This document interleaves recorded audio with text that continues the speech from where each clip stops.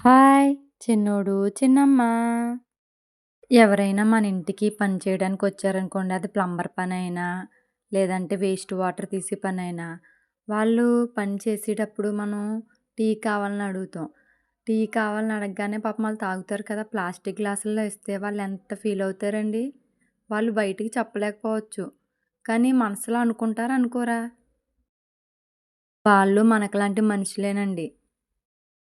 వాళ్ళు పని చేయడానికొచ్చినంత మాత్రాన వాళ్ళేం తక్కువేం కాదు. వాళ్ళు పని చేయడానికొచ్చారు కాబట్టే మన ఇల్లు శుభ్రమవుతది. లేదంటే అవుతదా? అవ్వదు. ఒక డ్రైనేజీ క్లీన్‌గా ఉందంటే ఆ పని వాళ్ళు సక్రమంగా చేస్తున్నారు కాబట్టి క్లీన్‌గా ఉంటది. లేకపోతే మనం అక్కడికెళ్ళగలుగుతామా? వంటగదే చూసుకోవచ్చండి. మనం తినేసిన కంచాలు నైట్ తినేసి పగలు అలా వదిలేసామనుకోండి బ్యాడ్ స్మెల్ ఒస్తది. వంటగది క్లీన్ చేసుకోపోతే. అది ఇంట్లో వంట చేసుకునే ఆడోళ్ళవ్వచ్చు, పని మనిషైనా అవ్వచ్చు. ఎవరి పని వాళ్ళు కరెక్ట్‌గా చేసుకుంటేనే ఆ పని అక్కడ అవుతది. కొంతమంది బట్టలు ఉతికేసాం పొద్దుటి నుంచి సాయంకాలం దాకా అని అనుకుంటారు. కానీ బట్టలు ఉతికేసినంత మాత్రాన బట్టల పని అయిపోదు. ఆ ఉతికిన బట్టలు అలా ఉంటే ఆరిపోతాయండి? అవి ఆరేసి మడత పెట్టి పెట్టెలో పెడితే బట్టలు ఉతికిన పని పూర్తవుతది.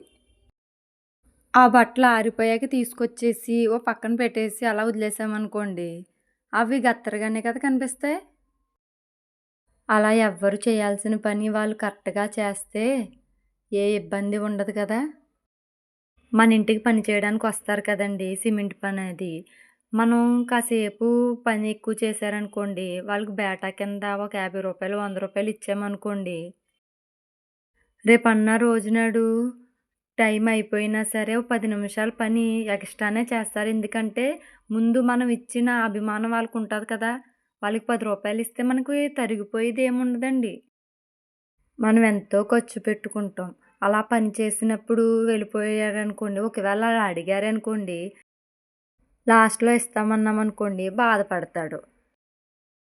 మరుసటి రోజు నుంచి కరెక్ట్‌గా టైం అవ్వగానే వెళ్ళిపోతాడు. ఇంకా ఒక్క 2 నిమిషాలు కూడా ఉండడు. ఆ అవకాశం తనకెందుకివ్వాలి మనం? అతనితో పనున్నప్పుడు. రూ. 10, రూ. కోసం చూసుకుని రూ. 1000 పని ఆపేసుకుంటాం. కష్టపడినోడి రుణం మనం అస్సల ఉంచుకోకూడదండి. మన జీవితంలో మనం కష్టపడిన ప్రతి రూపాయి గొప్పదే. ఎందుకంటే ఈ రోజుల్లో ఒక రూ. 100 బయటికి పట్టుకెళ్తే ఒక 2, 3 సామాన్ల కన్నా కూడా ఎక్కువ రావట్లేదు. రూ. 100 అంటే రూపాయిలా ఖర్చయిపోతుంది. అలాంటిటప్పుడు మన కోసం, మన పిల్లల కోసం, వెనకాల భవిష్యత్తు కోసం ఆలోచించుకుని మనం బ్రతకాలి.